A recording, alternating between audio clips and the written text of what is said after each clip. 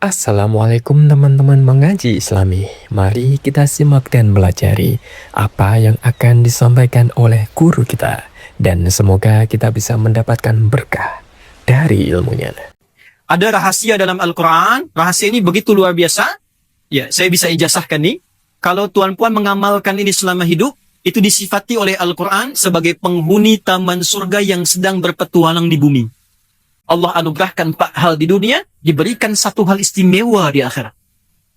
Bismillahirrahmanirrahim.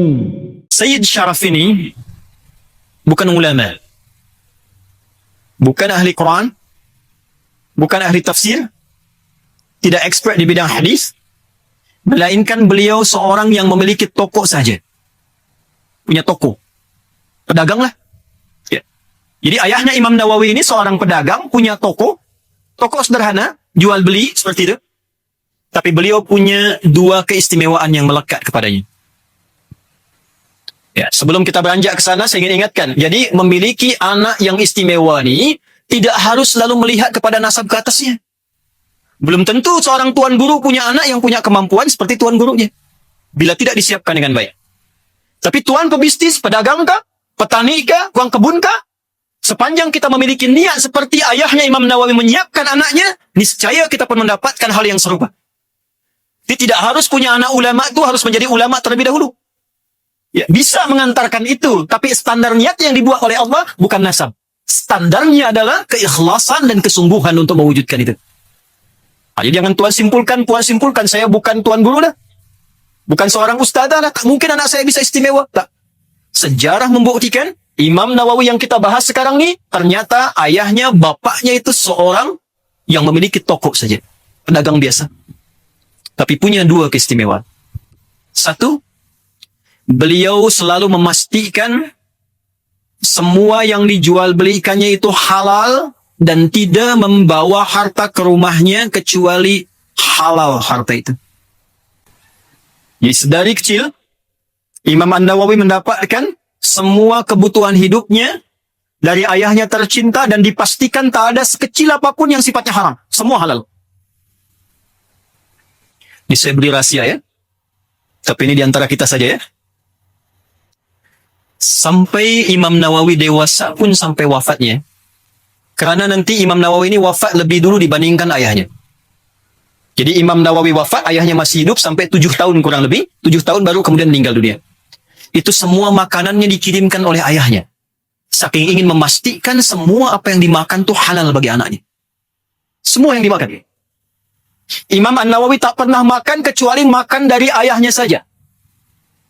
Kecuali bila ada jemputan untuk jamuan, beliau terima setelah dipastikan orang yang menjemput itu orang yang baik, orang yang saleh, dan makannya tak boleh sendiri, tak bisa sendiri. Harus berjamaah. Itu Imam Nawawi. Kalau beliau ada jemputan, undangan, ayo undangan makan syekh. Kalau diundang tak boleh makan sendiri. Tak bisa makan sendiri. Ayo, yang lain pun harus ikut makan. Ya. Susah juga ini. Dari Masjid Selangor, Ustaz, di bawah ini ada makanan. Saya ingin praktikkan Imam Nawawi, saya tak bisa makan sendiri. Semua jamaah mesti makan. Nah, Imam Nawawi macam itulah. Ya, semua diundang.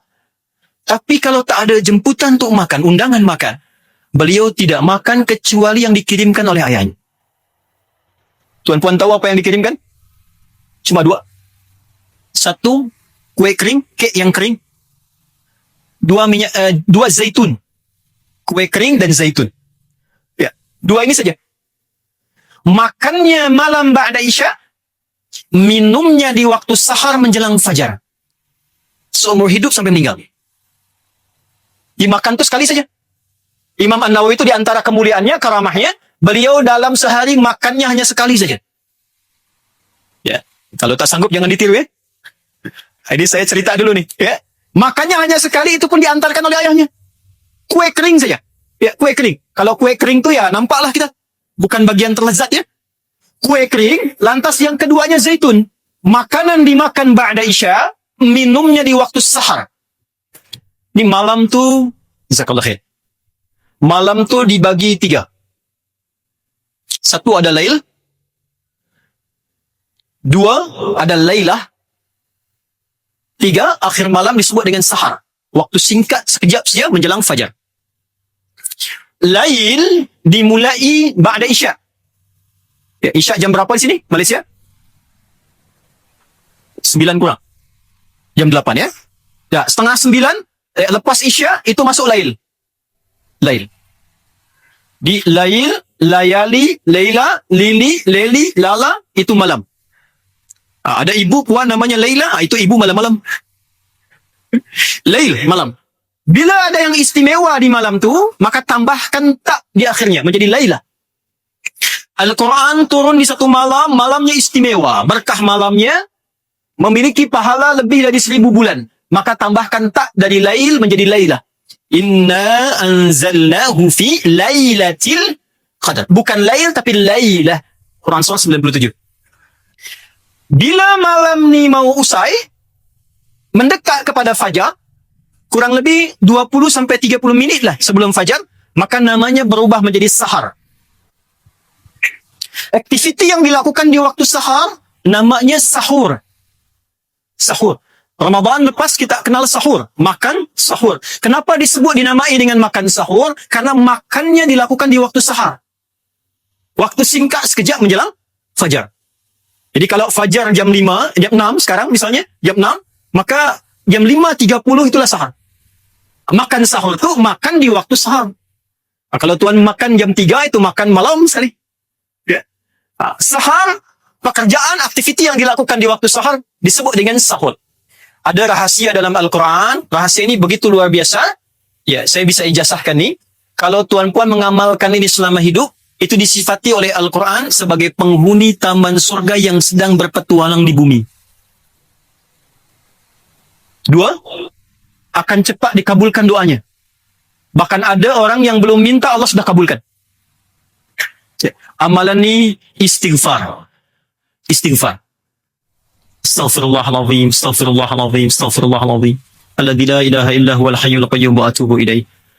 Atau bisa Rabbi inni zalamtu nafsi faghfirli fa innahu la yaghfiru dzunuba illa ant. Dalam riwayat hadisnya, Allah langsung mengatakan memang tiada yang mengampuni dosa selain aku, kata Allah. Maka Nabi pun tersenyum mendengar itu. Lantas sahabat bertanya, ya Rasulullah, kenapa engkau tersenyum? Nabi sampaikan, karena ketika membaca itu Allah menjawab, dan memang tak ada yang mengampuni dosa kecuali aku. Artinya dosa kita diampuni. Istighfar. Itu ada di Quran surah ke-51 ayat 18. Rumus tadi itu, ijazahnya di Quran surah 51 ayat 18. Wabil ashari hum yastaghfirun. Ada orang-orang takwa yang punya sifat ihsan, dia punya rutiniti setiap menjelang fajar, dia banyak beristighfar pada Allah. Lepas tahajud, istighfar. Istighfar. Nah, itu cepat mengabulkan doa. Orang yang membiasakan istighfar di waktu sahar, dia diserupakan, disamakan dengan 4 orang yang melakukan amalan. Ya, ada 4 amalan istimewa di Al-Quran, dilakukan oleh orang-orang istimewa, 4-nya ini disamai dengan istighfar di waktu sahar. Itu ada di Quran surah ke-3 Ali Imran ayat 17. Quran surah 3 ayat 17. As-sabirina was-sadiqina wal-qanitina wal-munsiqina wal-mustaghfirina bil ashar. As-sabirina, orang-orang sabar. Dia orang yang rajin istighfar di waktu sahar, ditanamkan oleh Allah kesabaran dalam dirinya. Kesabaran. Ya. Lihatlah mau berangkat ke KL sekarang, lihat macet lah. Macet sangat, dia sabar. Orang banyak klakson, dia meraja Al-Quran. Dia tilawah Al-Quran. Alhamdulillah yang telah menghadirkan macet bagi hamba sehingga hamba bisa membaca Al-Quran. Rajin istighfar. Kenapa begitu? Ya, timping lagi. Kenapa lama sekali ni? Ya. Sabar. Was-sadiqina, jujur dalam hidup. Ya, shadiq itu orang yang benar dan membenarkan apa yang Allah perintahkan. Ya. Allah sampaikan misalnya, faqra'u ma tayassara minal Qur'an, baca Al-Quran walaupun yang pendek-pendek, yang mudah-mudah, dia benarkan, benar ya Allah, sadaqallahul azim, setelah itu dia baca. Itulah shadiq. Kalau dia menambah kebenarannya dengan meyakinkan pada orang pun yang belum yakin, maka berubah namanya menjadi siddiq. Siddiq. Orang tak yakin, dia yakin. Siddiq. Ya. Kenapa warisan itu mesti 2:1 bagi laki-laki? Dia belum tahu ilmu, tapi dia yakini. Saya yakin seyakin-yakinnya. Amantu billah wa bi ahkami, maka disebutlah Siddiq. Abu Bakar disebut dengan bergelar Siddiq karena meyakini apapun yang melekat pada Nabi sekalipun itu dia belum ketahui. Ya. Wal qanitin, khusyuk dalam ibadah. Orang yang rajin istighfar itu cenderung khusyuk dalam ibadah. Ya, dekat dengan Allah. Kerana itu setelah ayat itu langsung syahidallah. Ya, syahidallahu annahu la ilaha illa huwa wal malaikatu wa ulul ilmi. Nah, rajin istighfar itu merasakan kedekatan dengan Allah sehingga ketika dia menunaikan solat pun terasa khusyuk dalam dirinya. Ada kerinduan. Ya, itu ada di Al-Baqarah di ayat 45 sampai 46. Seakan-akan dia merasa dipanggil Allah dan bersiap kalau itu menjadi sujud terakhir yang dia tunaikan. Alladzina yadhunnuna annahum mulaqu rabbihim wa annahum ilaihi raji'un. Ada orang khusyuk saat akan menunaikan solat, dia merasa Allah telah memanggilnya, dia persiapkan dirinya, dan dia merasakan sekalipun aku sujud, dipanggil oleh Allah, aku siap menjadi sujud terakhir yang aku tunaikan saat ini. Pak, mau seperti itu? Di mana ditemukannya? Di Quran surah kedua ayat 238. Paling kanan sebelah atas di pojok. Yang panggil Allah. Surah 2 ayat 238. Ya, siap dia. Hafidhu 'ala salawati wassalatil wusta. Orang khusyuk dalam salat lillahi qanit. Jamaknya qanitin. Wal munfiqin, rajin berinfak. Berinfak, memberi. Orang-orang yang rajin istighfar diberi oleh Allah keluasan harta dan kelapangan hati.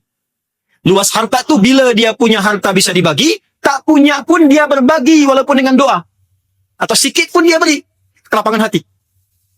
Bila dia bisa lakukan itu, ditambah oleh Allah surganya diberikan seluas langit dan bumi. Dan amalan pertamanya istighfar. Ditemukan di mana? Quran surah ketiga Ali Imran ayat 133 sampai 134. Wasari'u ila maghfiratin min rabbikum. Ayo bergegas, jangan banyak fikir untuk istighfar. Ayo, coba lihat di mushaf ya. Tengok mushaf. Ada sara'a, ada sa'a. Itu berbeza. Tuan nanti sekejap nih, lepas ni insyaAllah menunaikan Jumat. Ayat tentang Jumat menggunakan sa'a. Sila cek, tengok Quran surat 62 ayat 9. Quran surat 62. Quran surat 62 ayat 9. Paling kiri sebelah atas di mushaf. Ya ayyuhalladzina amanu idza nudiya lis-salati min yaumil jumu'ati fas'au ila dzikrillah. Fas'au dari kata sa'. Tapi istighfar dia menggunakan sara'a wasari'u ila maghfirah. Tuan-puan tengok terjemah tu. Terjemahnya samalah. Fas'au bergegas, bersegera, wasari'u dan bersegera. Bila terjemah itu sama, mengapa lafadznya berbeza? Nah, nanti yang biasa baca kitab, ada kitab namanya Al-Furuq Al-Lughawiyah. Ya, dikarang oleh Abu Hilal Al-Askari. Membezakan kata-kata yang mirip seperti sama, tapi maknanya berbeza. Sa' itu bersegera dengan persiapan. Prepare. Punya prepare dulu. Sekarang Jumat jam 1:09. Ayo bergegas ke masjid, tapi jangan langsung berangkat. Prepare dulu. Mandi dulu. Pakai wangian yang baik. Siapkan hati yang baik. Sehingga ketika masuk masjid, khusyuk keadaan kita untuk menyimak khutbah. Itu sah. Seperti tuan-puan sa'i, siap-siap dulu. Setelah tawaf, jangan langsung sa'i. Solat dulu 2 rakaat. Solat sunnah ba'da tawaf. Minum 2 air zam-zam. Ya? Setelah itu sa'i. Dengan persiapan yang baik. Hati khusyuk, tak tergesa-gesa. Tapi istighfar tak. Istighfar menggunakan sara'a berarti kerjakan tanpa harus fikir. Langsung bergegas.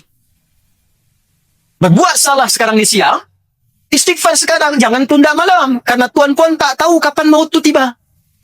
Saya mau taubat istighfar malam saja lepas tahajud lah. Ternyata asar datang malaikat maut. Assalamualaikum. Dah pulang yuk. Itulah sebabnya kenapa istighfar menggunakan sara'. Wasari'u. Bergegaslah, bersegeralah untuk istighfar. Jangan banyak fikir. Banyak timbang-timbang tak. Lakukan. Merasa salah lisan, astaghfirullah. Istighfar. Merasa salah pandang, astaghfirullah. Nah, antara pandangan dengan lisan mengucap, tak boleh ada ya yang tertinggal. Ya, YouTube.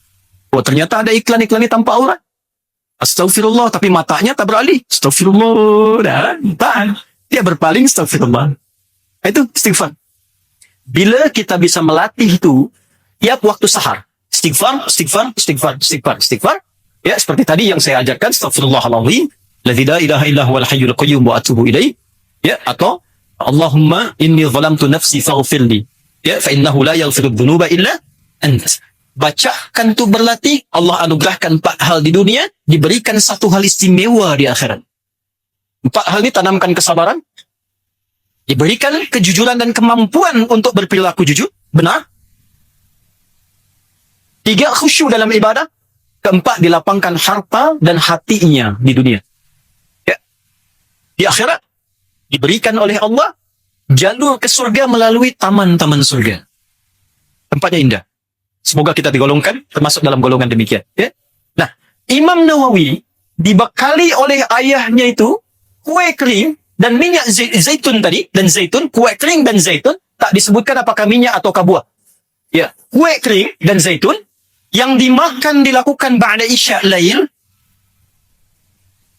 minumnya dilakukan di waktu sahar. Minum, istighfar. Minum, istighfar. Makan, lail. Ba'da isya', makan. Menulis, istirahat. Nanti, bila masih ada masanya, kita cerita bagaimana beliau belajar, membaca dan seterusnya. Kita urutkan. Saya tak ingin banyak bercerita. Kalau cerita, tuan-puan cukup baca kitab, selesai lah. Kita sedang bicara manhaj sekarang. Manhaj. Ayahnya memastikan anak beliau mesti makan dari yang halal saja. Saking ingin memastikannya, beliaulah yang terus membawakan makanannya sampai anaknya itu wafat. Sampai meninggal. Dilakukan selama hidupnya. Imam An-Nawawi meninggal, ayahnya masih hidup kurang lebih 7 tahun.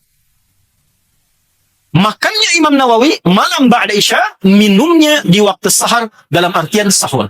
Jadi saya tanya pada Bapak Ibu, tuan-puan, ya, Imam Nawawi ini kira-kira kalau siang makan tak? Minum tak? Berarti beliau puasa selama hidup. Ya. Tuh lihat, kalau berkah tuh, makan sikit tapi ilmu banyak. Makan sikit tapi tenaga banyak, berkah tuh. Ya. Orang sekarang, balik ya. Cakap sikit, makan banyak. Ada yang cakap banyak, makan banyak. Ini tak. Ya, makan sikit, ilmu banyak. Dan kita dapatkan saat Ramadan. Cuma sikit saja makan, sahur. Sikit saja minum. Ya, gula lah kita minum. Ya, saat buka tu, awal mulanya kan semua pengen tu. Buah naga tu, alpukat, avocado tu, apa semua dikumpulkan, yang diminum cuma teh manis tu. Ya, gula teguh saja selesai kan. Tapi bisa tarawih. Bisa khatam Al-Quran. Bisa kita banyak istighfar Ramadan. Sekarang kenapa Ramadan lepas makan banyak, ibadat sikit? Coba cek, bukan karena banyak sikitnya. Coba lihat berkahnya. Ayah Imam Nawawi selalu memastikan anaknya tak boleh sentuh makanan kecuali makanan itu halal dia makan. Di tuan-puan kalau menginginkan anaknya, budak-budak yang kecil-kecil itu, menjadi imam besar kemudian hari, pastikan semua makanan dan minuman dia halal. Jangan pernah bawa yang haram ke dalam rumah. Kami punya sekolah khusus untuk mencetak ulama saja. Di Indonesia, di Bekasi. Hanya terima 40 dalam setahun. Yang daftar bisa 1,000. Mula menerima dari usia 3 tahun. Jenjangnya sampai PhD, sampai doktorat, sampai S3. Jadi diterima 40 dari usia kecil-kecil, budak-budak 3 tahun, 4 tahun, dia belajar sampai dia dapat PhD. Scholarship. KB-nya, saat datang kelompok bermain, mesti diantar oleh ayah ibunya. Dengan seragam tempat dia bekerja, profesinya apa.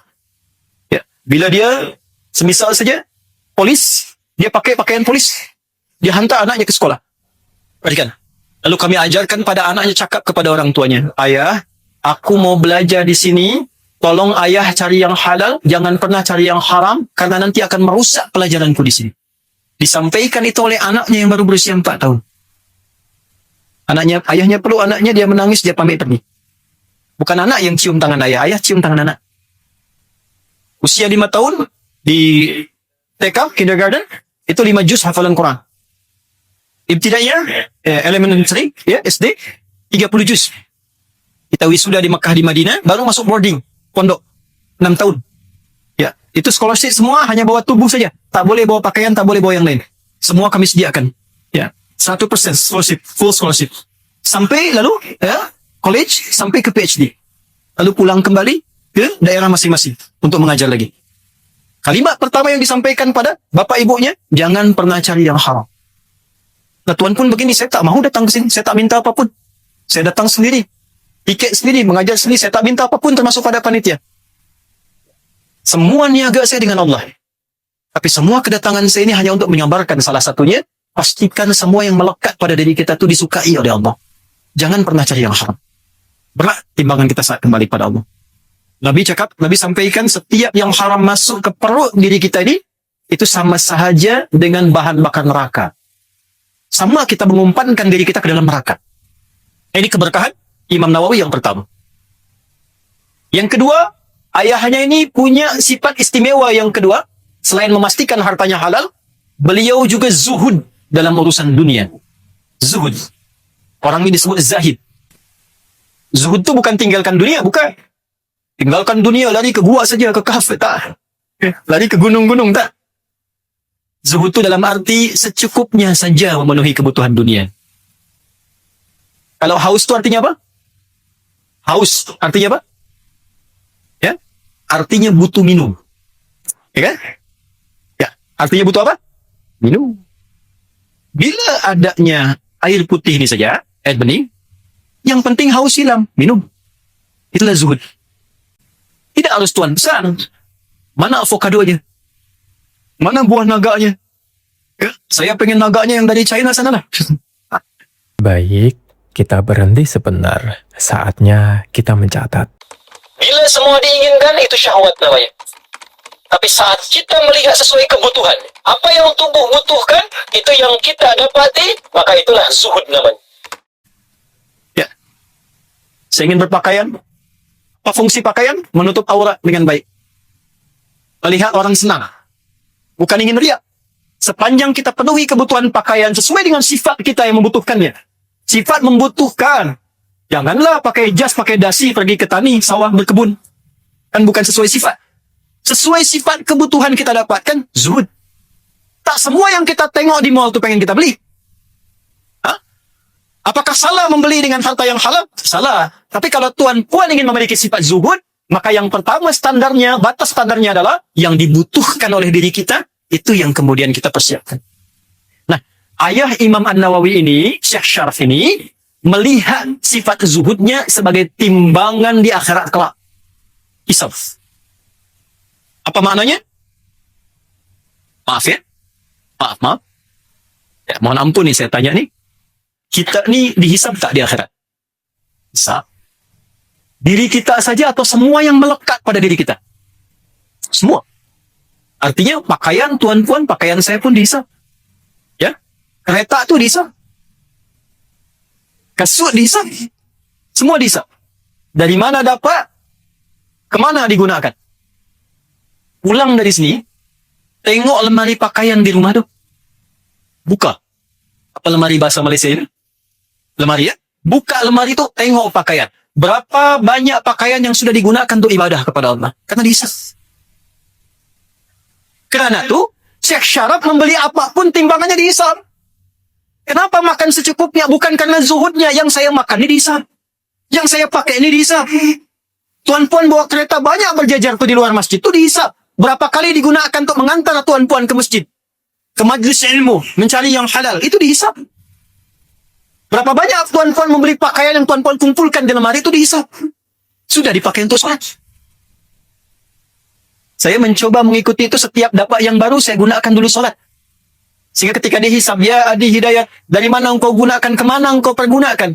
Dari mana engkau dapatkan, ya Allah, engkau yang maha tahu, hamba dapatkan hadiah dari si fulan. Kemana engkau gunakan? Pakaian yang bicara, ya Allah, saya digunakan oleh hambamu Adi Hidayat untuk menunaikan sholat sujud kepadamu. Adakah di antara perangkat hidup kita yang belum digunakan untuk ibadah? Kita dihisab. Dan ajal kita kapan saja ditetapkan oleh Allah, kita pulang. Fa idza jaa ajaluhum la yasta'khiruna sa'atan wa la yastaqdimun. Bila tiba masanya kita pulang. Tak bisa maju, tak bisa mundur. Saat pulang itu, ini timbangan pertama. Ini kita belajar manhaj. Nah, bila hidupnya sudah begini, semua kerana Allah, makan kerana Allah, yakin akan dihisab, itulah ihsan. Bila kita punya dua sifat ini saja, memastikan yang halal, zuhud dalam urusan dunia, maka berkah mengalir pada keluarga kita, sekalipun kita bukan tuan guru, bukan ulama, bukan ahli ilmu. ayahnya bukan tuan guru, tapi anaknya menjadi imam dari semua tuan guru. Dan melampaui masa. Ya, jelas sampai sini? Terima kasih teman-teman yang sudah menyimak mengaji Islami. Semoga apa yang disampaikan oleh Ustadz bisa memberikan ilmu dan kebermanfaatan. Wassalamualaikum warahmatullahi wabarakatuh.